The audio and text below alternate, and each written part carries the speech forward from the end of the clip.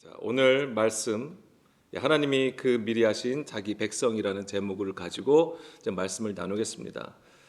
자, 사도 바울은 로마서 11장에서 중요한 선언으로 시작을 합니다. 우리가 금방 말씀드린 것처럼 하나님이 그 미리 하신 자기 백성을 버리지 아니하셨다라는 것입니다. 자, 이 말씀은 사도 바울이 동족 이스라엘의 회복과 구원을 갈망하여서 적은 것이 됩니다. 이스라엘의 불신앙에도 불구하고 하나님은 자기 백성을 버리신 것이 아니라고 하는 것이죠. 자, 이스라엘의 회복을 구하는 많은 사람들은 이 말씀을 붙들고 기도를 합니다. 그래서 하나님은 이스라엘을 패하지도 버리지도 아니하셨기 때문에 이스라엘의 회복을 구하여 오늘 지금까지도 기도하고 헌신하고 있습니다. 그러나 교회에서는 전통적으로 미리 아신다라고 하는 얘기를 가지고 그 이스라엘의 회복과는 다르게 이제 우리의 예정론, 우리 개인의 구원과 관련된 예정론으로 해석을 하였습니다. 그러나 바울이 여기서 쓰고 있는 미리 하신 자기 백성이라고 하는 것은 우리의 될 일이나 정보를 미리 알거나 또는 우리의 구원이 자동으로 결정되는 것을 말하는 것이 아닙니다. 그러니까 우리의 예정론은 사실 거기에 집중되어 있어요.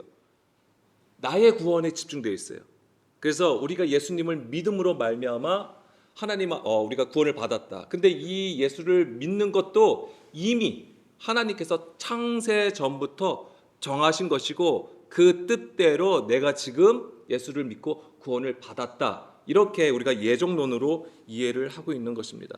그러나 사도 바울은 그렇게 얘기를 하지 않습니다. 하나님의 언약 안에서 이루어지는 우리와 하나님과의 관계를 얘기하고 있는 것입니다. 그래서 이 하나님과 우리와의 관계에서 가장 중요한 게 뭐냐면 지금까지 말씀드렸던 거예요. 무엇이냐면 하나님의 신실하심이에요. 그렇기 때문에 사도 바울은 그걸 깨달았어요. 그래서 이스라엘이 하나님 앞에 죄를 지었음에도 불구하고 그들이 심판받아 이방에 끌려가고 그 나라가 없어진 것처럼 보일지라도 하나님은 결코 이스라엘을 버리신 것이 아니다. 근데 그것이 표면적인 이스라엘에 국한되는 것이 아니었어요. 그것은 오늘 우리에게도 똑같이 적용되는 말씀이 되는 것입니다. 4절 5절 말씀을 좀 보겠습니다. 여기서 보게 되면은 하나님의 자기 백성과 관련하여서 엘리야의 얘기를 가지고 인용을 합니다. 그래서 뭐라고 합니까? 바알에게 무릎을 꿇지 아니한 사람 7,000명을 남겨뒀다라고 얘기를 하는 것이죠. 다시 말씀드리면 하나님의 은혜로 택하신 남은 자라고 하는 거예요. 하나님의 미리 아신 자기 백성은 하나님의 은혜로 그 세대마다 그 시대마다 남은 자라고 하는 것입니다. 하나님께서는 오늘도 하나님의 나라와 하나님의 구원의 역사를 위해서 그 남은 자를 세우시는 것입니다. 그것이 하나님의 일하심이 되는 것이죠. 자, 바울이 사용한 자기 백성이라는 개념은 구약에서 말하는 언약 백성을 가지고 오는 거예요. 언약 백성의 개념을 가지고 왔고 그 의미를 예수 그리스도 안에서 새롭게 정의한 것입니다. 그러니까 사실 자기 백성이라는 얘기는 없어요. 구약에는. 대신 무슨 얘기가 있냐면 내 백성, 나의 백성이라고 얘기를 하시죠. 그 개념을 가지고 사도 바울이 그리스도 안에서 새롭게 정의한 것이 바로 자기 백성이 되는 것입니다. 자, 오늘도 하나님의 이 미리 하신 자기 백성으로 세워지길 간절히 원합니다.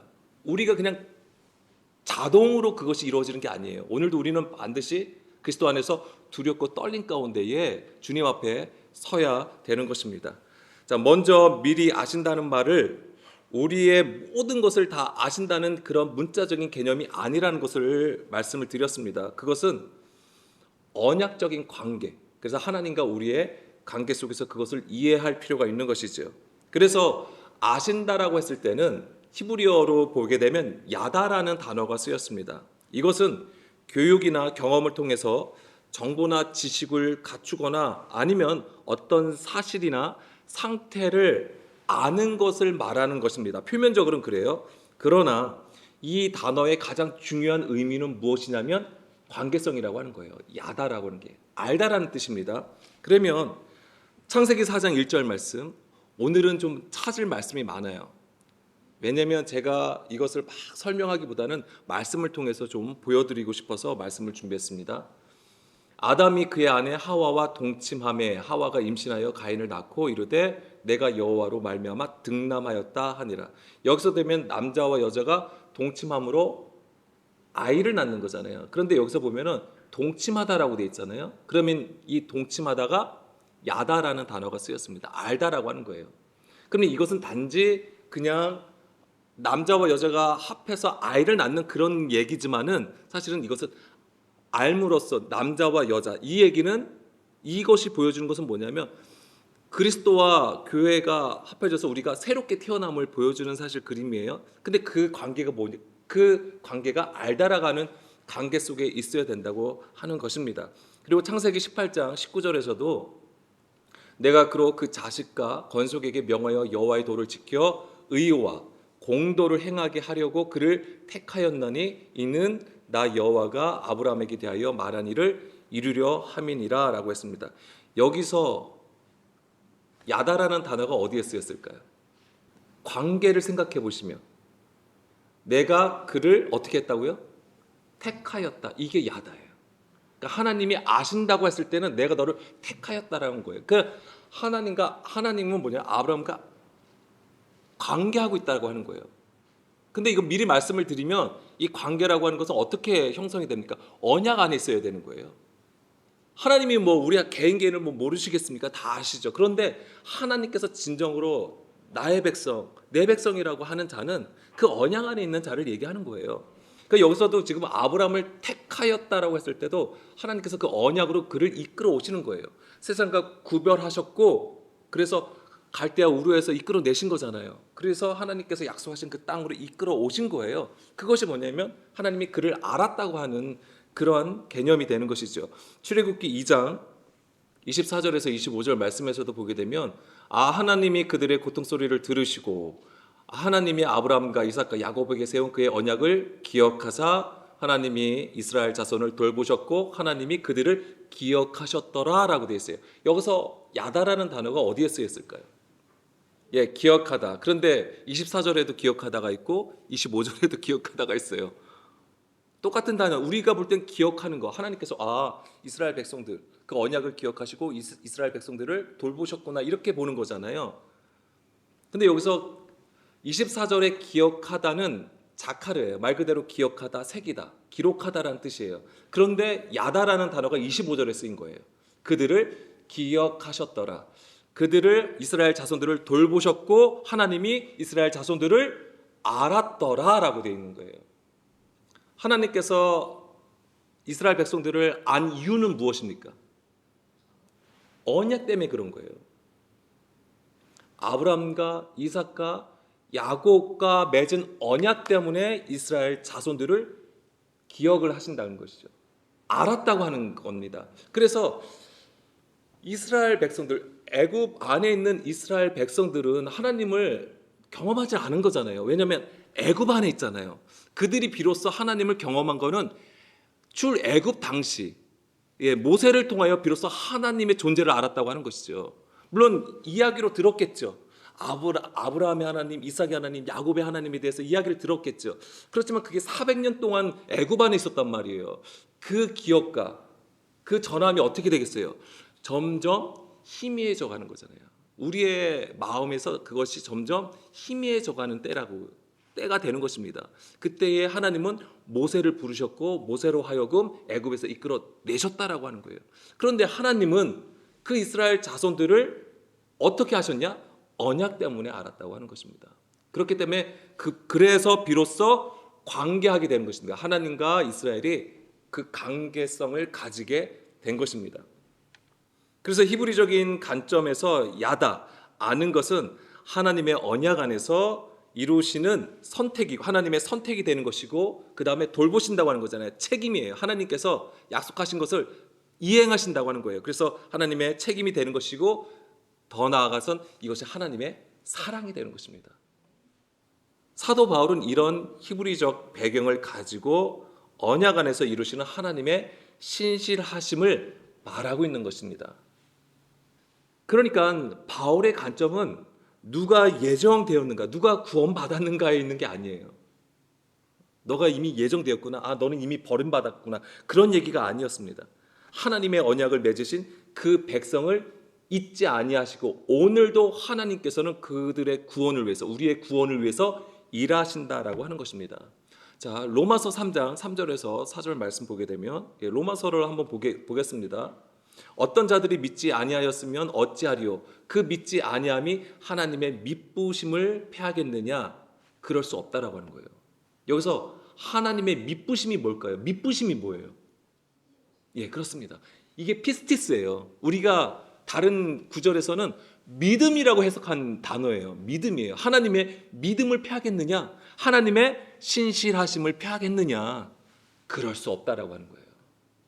왜? 사람은 다 거짓되지만 오직 하나님은 참되시다. 그분은 변하지 아니하시는 진리라고 하는 것입니다.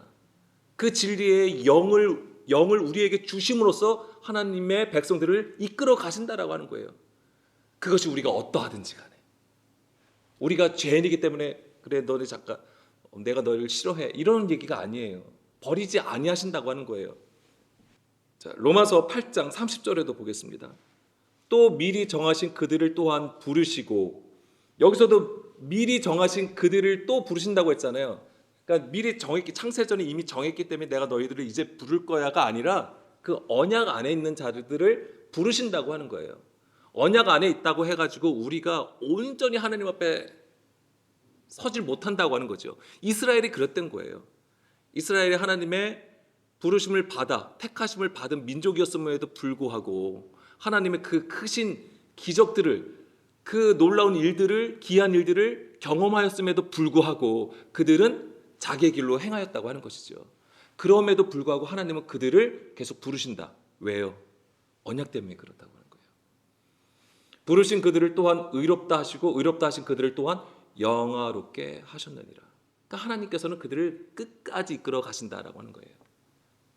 그래서 우리가 하나님의 언약을 아는 것이 되게 중요한 것이고, 우리는 그 언약의 실체를 누굽니까? 예수님을 통해서 더 깊게 깨닫고 그 안에 있어야 된다고 하는 것입니다. 그래서 이 하나님께서 자기 백성을 버리지 아니하신다고 하는 것의 근거는 뭐냐면 언약이고 그 다음에 하나님의 신실하심에 있다라고 하는 것입니다. 그것이 바로 하나님의 믿음이고요. 우리가 신약에서 사도 바울이 깨달았던 게 그거예요. 예수님의 그 믿음이라고 하는 거예요. 그래서 예수님을 우리 안에 모시고 그 믿음으로 살아간다고 하는 것입니다. 그것이 진정으로 우리가 의롭다 함을 받을 수 있는 근거라고 하는 거예요. 그게. 자, 그리고 사도 바울이 말한 자기 백성은 구약에서는 바로 내 백성으로 표현이 되는 거예요.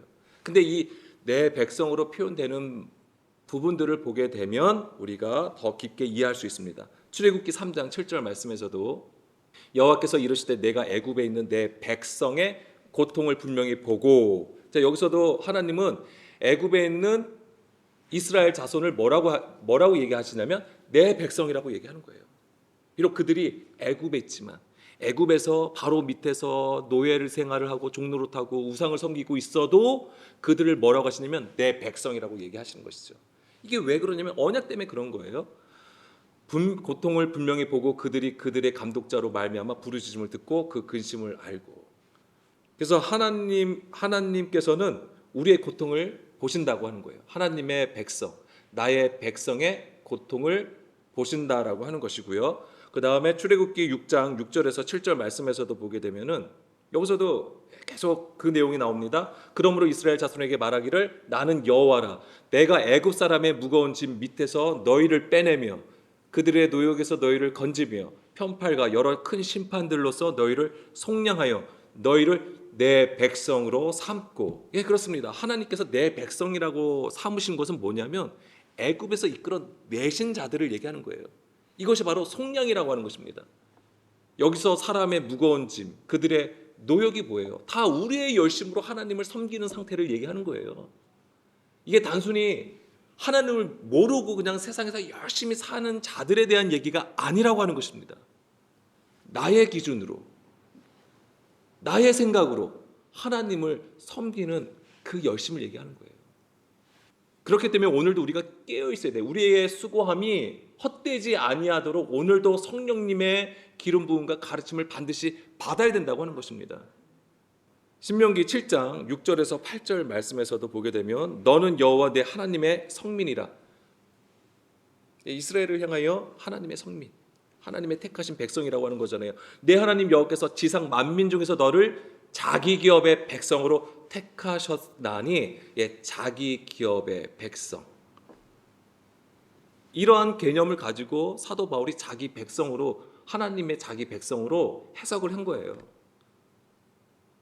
하나님께서 왜 이스라엘 백성들을 택하셨습니까?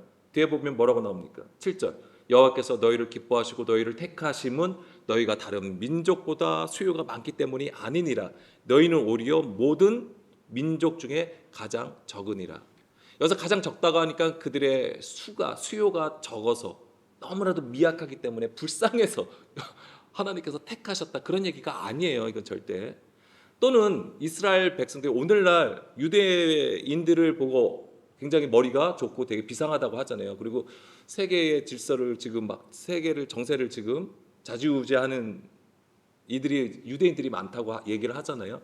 그래서 그들의 머리가 좋다 뭐 이렇게 얘기도 하는데, 아니 그것처럼 아니면 이들이 다른 민족보다 뛰어나기 때문에 굉장히 우수하기 때문에 하나님께서 이들을 택하셨냐, 그런 게 절대 아니라고 하는 것입니다. 표면적으로는 그것이 마치 하나님께서 주신 복처럼 보여지고 또 하나님이 복을 주셔서 또한 그들이 후천적으로 그렇게 뛰어난 것처럼 보일지라도 사실은 그것은 이유가 되지 않는다고 하는 것입니다. 이유는 무엇이냐면 첫 번째로는 언약 때문에 그런 것이고요.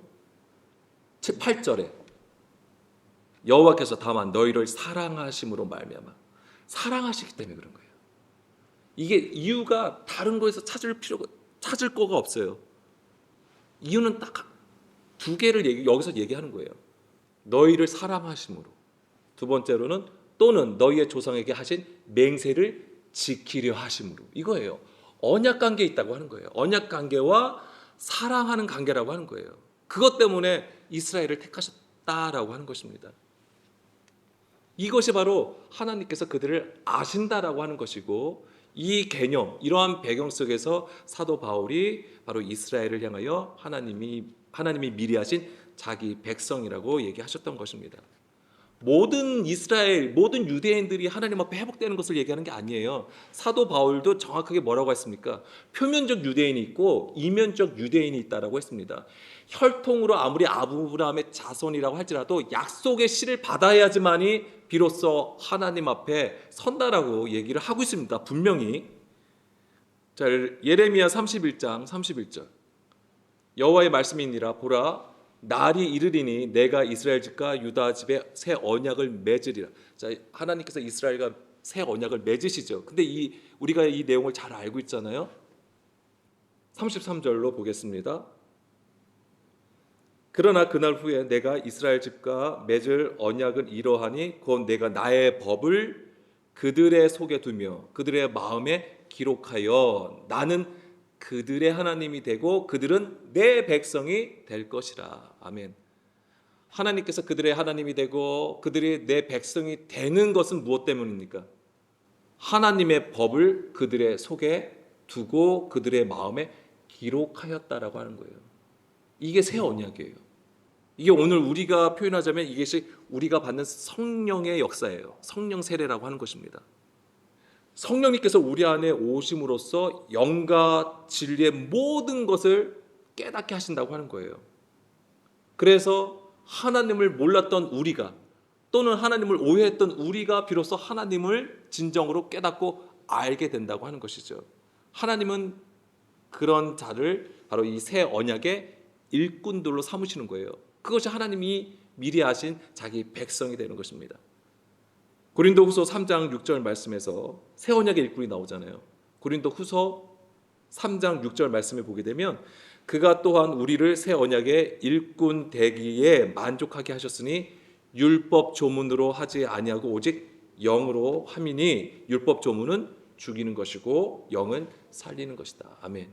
새 언약의 일꾼들은 더 이상 율법 조문으로 행하지 않습니다. 영으로 행하게 되어 있는 것이죠. 왜? 그 안에 하나님의 영을 모시고 있잖아요. 그리고 그 마음판에 하나님의 그 본질의 말씀을 새겼다라고 하는 것이죠. 그런 자가, 이 새기다가 뭐냐면 자카르예요. 근데 이 자카르는 명사로는 남자라는 뜻이에요. 그래서 그 남자라고 했을 때는 바로 진리를 가진 자라고 하는 것입니다. 그리고 이런 자들을 바로 하나님께서 내 백성이라고 하시는 거예요. 자, 에스겔서 11장 18절 말씀에서도 그들이 그리로 가서 그 가운데의 모든 미운 물건과 모든 가져간 것을 제거하여 버릴지라. 자, 그러면 이것이 있어야 돼요. 우리 안에, 우리가 진정으로 하나님의 백성, 하나님이 미리 하신 자기 백성으로 세움을 받으려면 우리 안에 어떤 일이 일어나야 되냐면 모든 미운 물건과 모든 가증한 것을 제거해야 되는 것입니다. 아멘. 이것이 무엇입니까? 우리 안에 있는 우상을 얘기하는 거예요. 19절. 내가 그들에게 한 마음을 주고 그 속에 새 영을 주며 그 몸에서 돌 같은 마음을 제거하여 살처럼 부드러운 마음을 주어. 이것이 좀 전에 예레미야 31장 33절 말씀하고 같은 얘기예요. 하나님의 영을 주시고 우리의 마음에 주의 말씀을 새기시는 것. 그러면 어떻게 됩니까? 내 율례를 따르며 내 규례를 지켜 행하게 하리니 라고 되어 있는 거예요. 이게 십자가의 도예요. 이게 지금 구약의 말씀이니까 율법을 지키라는 얘기인가? 아니에요. 표면적인 율법을 얘기하는 게 아닙니다. 예수님의 그 영과 생명의 말씀으로 따라가라고 하는 것이고, 그것이 바로 자기를 부인하고 자기 십자가를 지고 가는 십자가의 도라고 하는 것입니다. 그런 자들을 향하여 하나님이 말씀하시는 것이 그들은 내 백성이 되고 나는 그들의 하나님이 되리라 라고 하시는 것입니다. 아멘. 이들이 바로 하나님의 자기 백성이 되는 것이죠. 18절에 보게 되면 모든 미운 물건, 모든 가증한 것, 제가 우상이라고 말씀을 드렸잖아요. 이것이 바로 우리 안에 우리의 옛 성전을 얘기하는 것이죠. 옛 구조, 옛 사람을 얘기하는 것입니다. 그것에 경배하는 구조, 그것에 경배하는 신앙, 외식하는 것, 그 모든 것들을 다 얘기하는 것입니다. 그것을 예수님을 통하여서 하나님은 펴셨던 거예요. 율법 조문, 사람의 계명, 그것을 폐하시고 우리에게 한 마음을 주시고 그 속에 새 영을 두신 것이죠. 그러면 그런 자가 진정한 하나님의 내 백성이 되는 것이고요. 고린도후서 6장 16절 말씀 보게 되면, 그래서 사도 바울은 이걸 계속 얘기합니다. 하나님의 성전과 우상이 어찌 일치가 되리요. 우리가 여기서 주의해야 되는 것입니다. 표면적으로는 같아 보여요.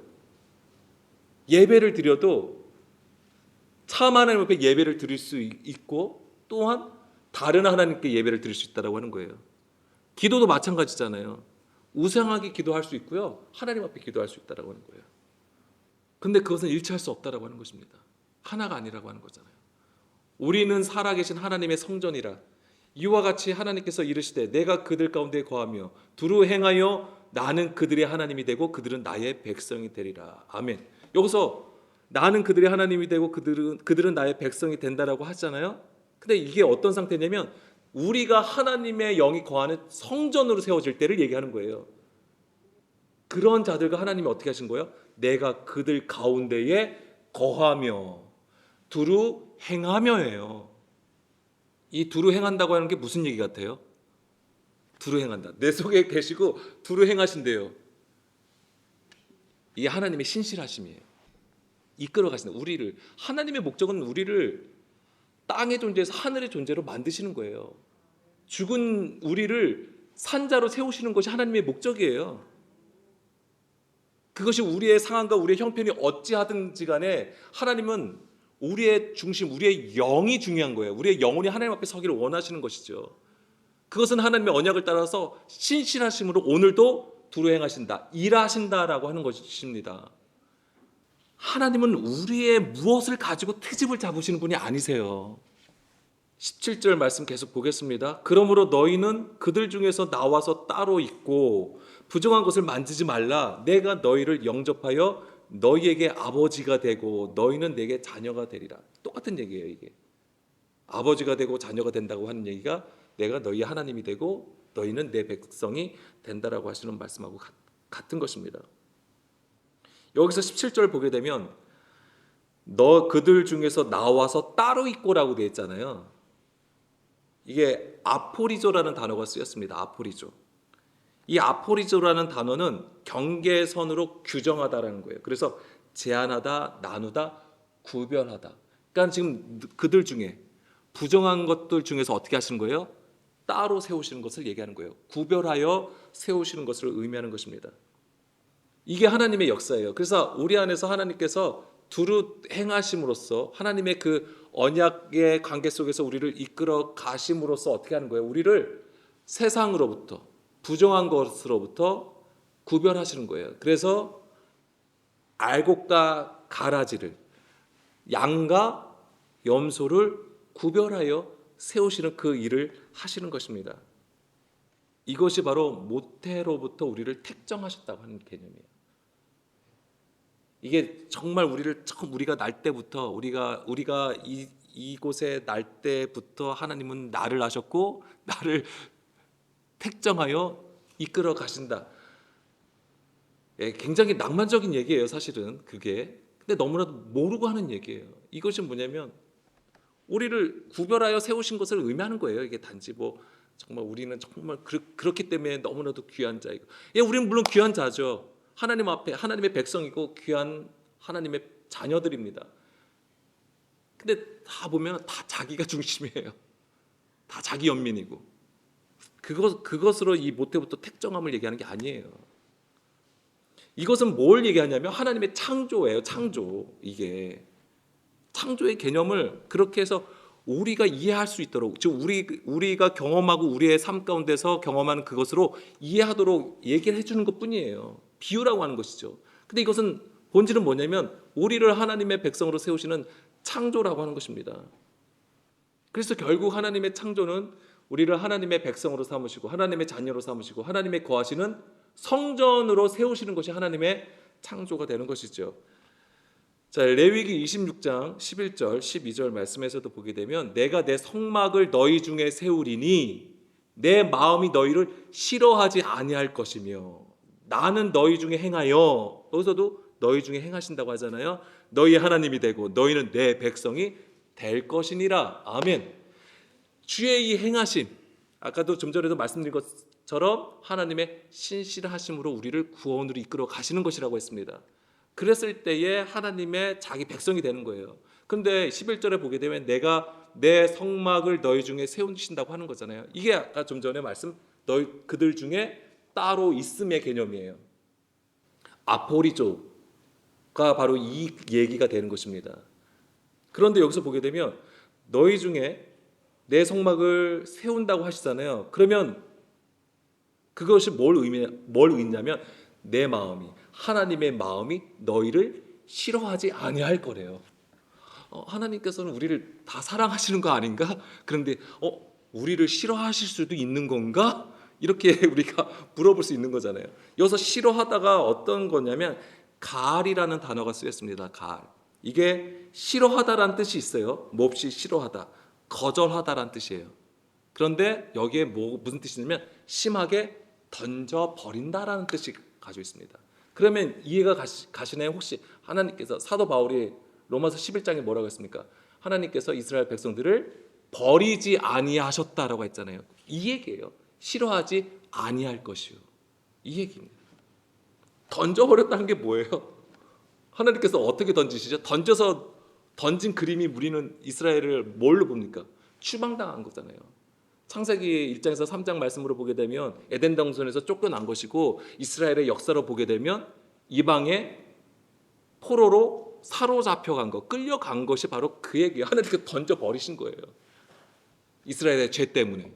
이스라엘의 죄는 우상이에요. 우상을 섬긴 거예요. 그것 때문에 던져버리신 것이죠. 그런데 내가 너희 중에 성막을 세우면, 이 얘기가 뭐예요? 성막이 뭐예요? 하나님이 계시는 곳이라는 거잖아요. 그래서 하나님의 영이 그 안에 계시면 그렇게 던져지는 일이 없다. 다시는 이방으로 끌려가는 일이 받게 된다라고 하시는 얘기예요. 이게 버리지 아니하신다고 하는 개념이 되는 것입니다. 우리는 그 그림을 예수님을 통해서도 우리는 알 수 있는 것이죠. 예수님께서 십자가에 죽으셨잖아요. 그리고 부활하시잖아요. 그 부활하심을 뭐라고 얘기하셨습니까? 성전을 건축한다고 얘기하시잖아요. 너희의 성전을 헐라. 그 다음에 내가 3일 만에 다시 세운다라고 하시잖아요. 그게 부활하신 것을 얘기하는 거예요. 그것이 하나님이 가장 원하시는 성전이라고 하는 것입니다. 성전. 그래서 사도 바울은 우리가 하나님의 영이 거하시는 성전이다라고 얘기를 해주는 거예요. 자, 요한복음 14장 9절입니다. 예수께서 이르시되 빌립아 내가 이렇게 오래 너희와 함께 있을 때 내가 나를 알지 못하느냐? 나를 본 자는 아버지를 보았거늘 어찌하여 아버지를 보이라 하느냐? 내가 아버지 안에 거하고 아버지는 내 안에 계신 것을 내가 믿지 아니하느냐? 내가 너희에게 이르는 말은 스스로 하는 것이 아니라 아버지께서 내 안에 계셔서 그의 일을 하시는 것이라. 아멘. 이것이 하나님께서 우리 안에 거하셔서 두루 행하시는 일이 되는 것입니다. 아버지의 일을 나타내는 거예요. 아버지의 일은 무엇입니까? 바로 이 성전을 세우는 것에 있어요. 우리가 우리의 부정과 우리의 더러움을 씻어주시고 하나님이 함께 하시는 그 모습, 그것이 바로 성전의 그림이 되는 것이죠. 그래서 예수님이 이것을 이루시기 위해서 이 땅에 오시고 그 다음에 하나님의 말씀을 가르치시고 행하셨다고 하는 거예요. 그것이 바로 성막을 세우시는 일이었던 것이죠. 그래서 이런 그림들이 굉장히 중요해요. 예수님이 처음에 어디에 오셨습니까? 갈릴리에 오셨잖아요. 근데 갈릴리가 어떤 지경입니까? 이방의 갈릴리라고 하는 거잖아요. 사망과 흑암의 그늘에 앉은 백성들 가운데에 빛으로 오신 것이죠. 그리고 예수님의 주 무대가 어디였습니까? 갈릴리예요. 갈릴리. 그렇게 두루 말씀을 전파하시고 두루 다니시면서 제자들을 세우시는 거잖아요. 그 그림이 뭐냐면 다르게 말씀드리면 그것이 바로 하나님의 영이 거하시는 성전을 세우시는 그림이라고 하는 거예요. 그것이 지금 앞에 구절에서도 말씀드린 것처럼 하나님의 두루 다니심이에요. 우리 가운데에 흑암과 같은 우리, 사망과 같은 우리에게 오셔서 뭐 하는 거예요? 두루 행하심으로써 말씀을 심어주시는 거예요. 책망하실 건 책망하시고 훈계하시고 그러면서 뭐예요? 채찍질 하시지만은 그 이유는 사랑하시기 때문에, 그리고 그 언약대로 일하시기 때문에 그러던 것입니다. 그렇게 행하심으로써 우리가 부정한 것에서 나와 따로 있게 하시는 바로 하나님의 구원의 역사가 되는 것이고요. 예레미야 26장 9절 10절 내가 너희를 돌보아 너희를 번성하게 하고 너희를 창대하게 할 것이며 내가 너희와 함께 한 내 언약을 이행하리라. 그러니까 중요한 건 뭐냐면 하나님의 언약을 기억하시고 행하신다라고 하는 것입니다. 그것이 있을 때에 너희를 돌보아서 번성하게 하시고 창대하게 하신다고 하는 거예요. 그것을 좀 더 구체적으로 우리가 이해하기 위해서 10절 보게 되면 너희의 오래 묵었던 묵은 곡식을 이제 치우고 어떻게 하는 거예요? 새 곡식을 먹는 것을 얘기하는 것입니다. 새 곡식이 뭐예요? 새 언약을 얘기하는 것입니다. 그래야지만 11절이 이어지는 거예요. 성막을 세우신다고 하는 것이고 그로 말미암아 하나님께서 인정하시는 거예요. 나는 너희의 하나님이고 너희는 나의 백성이라고 하시는 거예요. 여기서 9절에 보면 내가 너희를 돌보아라고 되어 있잖아요. 이 돌본다는 게 뭔 얘기 같아요? 돌보신다. 그러니까 우리가 너무 연약하니까 뭐 이것도 챙겨주고 좀 끌어주기도 하고 밀어주기도 하고 이렇게 세워주기도 하고 우리의 형편을 이해하셔서 더 나은 상황으로 인도해 주시는 것처럼 보여지잖아요. 이 단어를 보게 되면 돌보다는 파나라는 단어가 쓰였습니다. 파나. 이게 뭐냐면 향하다예요. 향하다. 향하다는 게 뭘 향해요? 우리가 향하는 목적은 무엇을 향하여 서야 되는 것입니까? 얼굴을 향하여 쓰는 거예요. 그래서 대면하다라는 뜻이에요. 이 돌보아가 향하다, 대면하다, 보다, 나타나다라는 거예요. 그러니까 뭐예요? 하나님의 얼굴을 본다라고 하는 것입니다. 이게. 그래서 하나님께서 너희를 돌본다고 하는 얘기는 하나님께서 너희를 보신다라고 하는 거예요. 그리고 나타내신다라고 하는 얘기예요. 이게. 그것이 있어야지만 우리 안에 진정한 번성함이 있다라고 하는 것입니다. 이 번성함도 우리가 생각하는 우리가 이 땅에서 잘 살고 번창하는 걸 얘기하는 게 아니에요. 우리의 마음의 묵은 땅이 기경되어서 하나님의 말씀의 씨를 받고 30배, 60배, 100배의 결실을 맺는 걸 얘기하는 것입니다. 자, 신명기 31장 17절 말씀 봅니다. 내가 그들에게 진노하여 그들을 버리며 내 얼굴을 숨겨 그들에게 보이지 않게 할 것인즉. 자, 아까 이게 돌보아가 파나 하나님이 보다라는 거예요. 대면하는 것을 얘기하는 것입니다. 그럼 이건 지금 반대 상황을 얘기하는 거예요. 그렇다면 하나님을 대면하지 아니함이 뭐냐면 우리가 볼 수 있다고 해서 보는 게 아니에요. 우리가 보지 못하는 이유는 이것 때문에 그렇습니다. 왜요? 하나님의 얼굴을 숨기셨기 때문에 우리가 볼 수 없는 거예요. 그러면 하나님의 얼굴을 왜 숨기신 거예요? 예, 우리의 불순종, 우리의 죄 때문에 하나님의 얼굴을 숨기신다고 하는 얘기예요. 그러면 하나님의 얼굴을 숨기시면 그게 뭐냐면 심판이고 죽음이에요. 그게. 예, 다시 읽겠습니다. 그래서 내 얼굴을 숨겨 그들에게 보이지 않게 할 것인즉 그들이 삼킴을 당하여 허다한 재앙과 환난이 그들에게 임할 그때에 그들이 말하기를 이 재앙이 우리에게 내림은 우리 하나님이 우리 가운데 계시지 않은 까닭이 아니냐 할 것이라. 18절까지 보면 또 그들이 돌이켜 다른 신들을 따르는 모든 악행으로 말미암아 내가 그때에 반드시 내 얼굴을 숨기리라. 다른 하나님을 믿었다고 하는 거잖아요. 그것 때문에 하나님의 얼굴을 숨겼다고 하는 거예요. 그러면 하나님의 심판이 임하는 것이고 추방되는 것입니다. 중요한 그림이에요. 우리가 기도 가운데서도 하나님의 얼굴을 향하여 서게 해달라, 하나님의 얼굴을 들어서 우리에게 그 빛을 비춰달라고 하는 거잖아요. 그게 구원이에요. 하나님의 얼굴을 들어주셔서 우리를 보실 때에 그것이 구원이 되는 것이고, 하나님이 그 얼굴을 숨기셔서 하나님의 빛이 우리 가운데 없으면 그것이 흑암이고 사망이 된다라고 하는 것입니다. 시편 80편 7절 만군의 하나님이여 우리를 회복하여 주시고 주의 얼굴의 광채를 비추사 우리가 구원을 얻게 하소서. 아멘. 주의 얼굴의 광채를 비추사, 이것이 하나님의 얼굴을 숨기지 아니하시고 드셨다고 하는 거잖아요. 그것이 무엇입니까? 우리가 구원을 얻었다고 하는 거예요. 이게 단지 무슨 환상으로 뭐 하나님의 얼굴을 봐야 되나 이렇게 생각하시면 안 돼요. 하나님의 말씀을 듣고 그 안에 있는 영을 깨닫는 것이 주의 얼굴을 보는 것입니다. 우리가 주의 얼굴을 본다고 하는 것이 보려면 어떻게 해야 될까요? 무엇을 우리가 하나님 앞에 구해야 되는 것입니까? 사도 바울은 그것을 깨닫고 이렇게 얘기합니다. 고린도후서 3장 14절 그러나 그들의 마음이 완고하여 오늘까지도 구약을 읽을 때에 그 수건이 벗겨지지 아니하고 있으니 그 수건은 그리스도 안에서 없어질 것이라. 16절 보면은 그러나 언제든지 주께서 돌아가면 그 수건이 벗겨지리라. 우리가 왜 하나님의 얼굴을 보질 못합니까? 수건으로 덮여있기 때문에 그래요. 가려져 있다잖아요. 우리가 지금 하나님이 숨기신다고 하는 건 하나님이 일부러 어딘가 뭐 이렇게 숨으셨다는 개념은 아니에요. 숨바꼭질을 하시는 거 아니에요. 이유는 뭐예요? 아까 좀 전에도 하나님께서 그 얼굴을 숨기신 이유가 우리의 죄 때문에, 우리가 다른 하나님을 믿는 것 때문에 그렇다고 했잖아요. 그것이 만약 뭐가 되냐면 수건을 덮였다고 하는 거예요. 이 수건이 무엇입니까?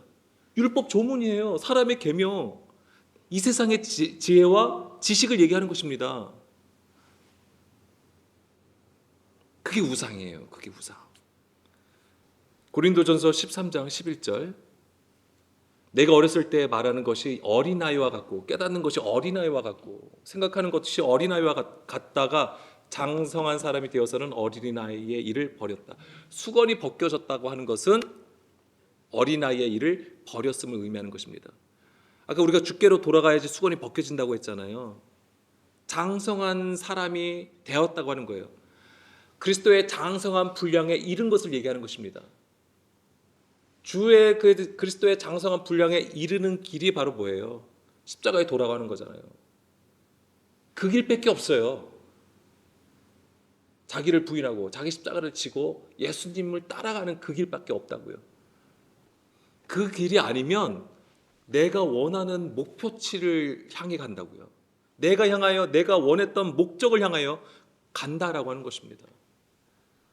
지금 이 고린도전서 13장 11절 그리고 12절까지 보게 되면 우리가 지금은 거울로 보는 것 같이 희미하나 그때에는 수건이 주께로 우리가 돌아갔을 때 이것이 바로 주의 날이 되는 것이고 여호와의 날이 되는 것입니다. 그때에는 얼굴과 얼굴을 대하여 볼 것이요. 이때가 비로소 하나님이 우리의 하나님이 되시는 것이고 우리가 하나님의 내 백성이 되는 것입니다. 이것이 바로 하나님이 너희를 돌본다라고 하는 개념이에요. 이게 돌보신다는 거죠. 언약의 관계 속에 있음을 얘기하는 것입니다. 지금은 내가 부분적으로 아나 그때에는 주께서 나를 아신 것 같이 아신다. 이게 단지 우리가 너가 어떻게 생겼고 네가 키가 뭐고 네가 어떤 이런 환경을 얘기하는 게 아닙니다. 관계 속에 비로소 있게 된다라고 하는 거예요. 주께서 나를 아신 것 같이 내가 온전히 알리라. 바로 이것이죠. 수건이 완전히 벗겨진 상태. 하나님께서 그 얼굴을 들어주시고 우리에게 그 진리의 빛을 비춰주시는 그 구원의 상태를 얘기하는 것입니다. 이것 때문에 하나님은 오늘도 우리 안에 하나님의 성막을 세우시고 두루 행하신다. 이 하나님의 너무나도 크신 은혜인 것입니다. 이사야 40장 3절. 우리가 다 알고 있는 말씀인데 제가 여기서 다시 한번 정리를 해드리면 외치는 자의 소리여 이르되 너희는 광야에서 여호와의 길을 예비하라. 사막에서 우리 하나님의 대로를 평탄하게 하라. 그러면서 골짜기 산 언덕 그 다음에 고르지 아니한 것 험한 것이 어떻게 됩니까? 평탄하게 된다고 하는 것이죠. 그러면은 모든 육체가 하나님의 영광을 보게 된다고 하는 것입니다. 하나님의 영광을 본다라고 하는 게 뭐예요? 그 수건이 벗겨졌다라고 하는 의미가 되는 것이죠. 여기서 여호와의 길을 예비하라고 했잖아요. 3절에 여호와의 길을 예비하라. 예비하다가 우리가 사전적인 의미로 보면 준비한다. 그래서 우리가 주에 오시는 길을 뭔가 준비해야 된다. 이렇게 생각을 하는 거잖아요. 예비하다가 파나예요. 파나. 아까 좀 전에 파나가 뭐라고 말씀드렸어요? 보다, 대면하다라고 되어 있잖아요. 여호와의 길을 예비하다. 여호와의 길을 보다. 그래서 이제 5절의 말씀이 여호와의 영광을 보는 거. 모든 육체가 여호와의 영광을 보리라. 모든 육체라고 했잖아요. 이것이 그러면 전 인류 또는 예수를 믿는 교회를 다니는 모든 사람들을 얘기하는 것, 그것을 얘기하는 게 아니에요. 모든 육체라는 것은 온전한 몸을 얘기하는 것입니다. 온전한 몸. 그러면 성경에서 말하는 온전한 몸은 한 몸이에요. 그리스도와 연합된 그 한 몸을 얘기하는 것입니다. 한 세 사람을 얘기하는 거예요. 그들이 하나님의 영광을 보는 것입니다. 얼굴을 본다고 하는 개념이에요. 하나님은 그런 자를 판하신다, 돌보신다. 오직 하나님의 언약과 신실하심으로 그들을 오늘도 이끌어 가신다고 하시는 것입니다. 그렇기 때문에 오늘 우리는 그 하나님과 온전히 연합된 그 한 사람으로 반드시 서야 되는 것입니다. 그래서 우리 안에 높아진 산, 언덕 또는 골짜기, 평탄치 아니하는 그 모든 것들이 평지가 되어야 되는 거예요. 평지가 된다는 것은 무엇이냐면 하나님께서 우리의 마음판에 서셨다라는 그림이에요. 그러니까 우리가 발등상이 되어서 뭐 하는 거예요? 하나님의 서셨다고 하는 것은 밟으신다고 하는 거예요. 그래서 평탄하게 만드시는 것을 얘기하는 것입니다. 그게 뭐냐면 우리 안에 있는 우상들을 깨뜨리신다라고 하는 것입니다. 그래야지만 우리가 진정으로 하나님이 미리 아신 자기 백성으로 세워지게 되는 것이고요. 오늘도 우리가 그 은혜 안에 있음을 잊지 아니하고 오늘도 우리가 우리도 믿음을 가지고 있어야 돼요. 그리스도의 믿음에 근거한 그 믿음으로 우리도 따라가야 되는 것입니다. 그래서 오늘도 우리가 주의 말씀 앞에 있길 간절히 원하는 것이고 그 들음을 통하여 온전히 하나님의 백성으로, 이 하나님의 백성은 하나님의 세굴라예요. 하나님의 소유된 자를 얘기하는 것입니다.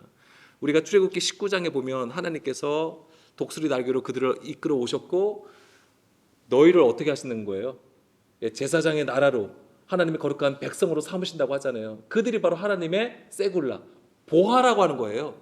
하나님의 소유된 자들을 얘기하는 것입니다. 바로 그러한 자들이 하나님의 자기 백성으로 세워지는 것입니다. 우리가 하나님의 언약 안에 반드시 있어야 되는 것입니다. 그래야지 하나님이 우리 안에 거하심으로써 두루 행하심이 있으시는 거예요. 그래야지 우리는 하나님의 돌보심을 받게 되는 것이고 그것이 하나님과 대면하는 상태에 있게 되는 것입니다. 그래야지만이 우리가 어둠에 있지 아니하고 흑암 가운데 있지 아니하고 빛의 자녀로서 하나님의 일 가운데에 서게 되는 것입니다. 오늘도 그 하나님의 은혜를 우리가 구하시면서 우리 기도하기를 간절히 원합니다.